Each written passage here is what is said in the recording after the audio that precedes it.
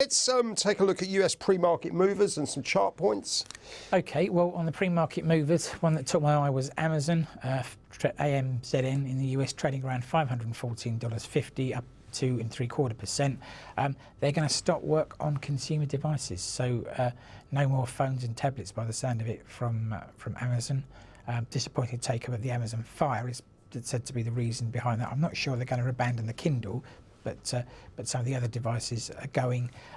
As we know, it's very hard to secure A, market share, and B, profitability in this mobile space, and only really Apple has managed to achieve both of those things. And then another company that's on the move, I think called 21 VNet, and that's VNET in the US, €15.60, down around 6.87% pre-market. This is a Chinese data center group. They had numbers, Q2 numbers last night, but they missed expectations. Revenues were up 32%, so there were some positives, but losses double. Well, absolutely. So they turned over more, but managed to massively massively move their losses higher. So not good news for them and their shareholders.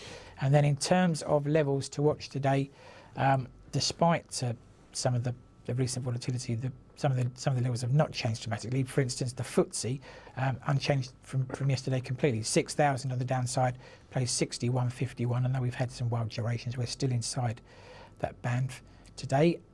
The DAX has pressed on, so we're now raising our downside level to 10,222, plays 10,340 on the upside. Again, I apologise for the wide range, and I should also say that something like 10,222 is quite a tentative level, but it's difficult to pick decent levels out when we've seen such wild volatility. Swings. In the S&P, similar story. 1910 now on the downside, plays 1948 on the upside. Again, a wide range, but that's what the candles leave us with. And in the Dow, 16,190, plays 16,300 after yesterday's strong performance. We talked yesterday about, how disappointing the price action in the Dow had been. I must say it answered its critics very strongly there. It'll be interesting to see how the monthly candle finishes up there.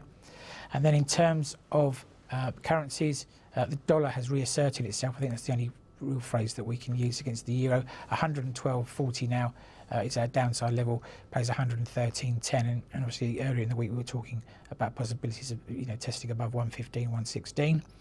Aussie dollar, US dollar, 71.28 now is our downside level, plays 71.84 to the upside.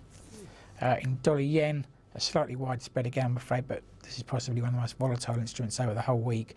118.87 is our downside level, plays 120.70 to the upside. And in cable, again, the dollar has asserted itself here, so we're back now to 154.50 on the downside, plays 154.99. And again, don't forget that we did test above 158, I think it was on Tuesday or Wednesday. Understood. So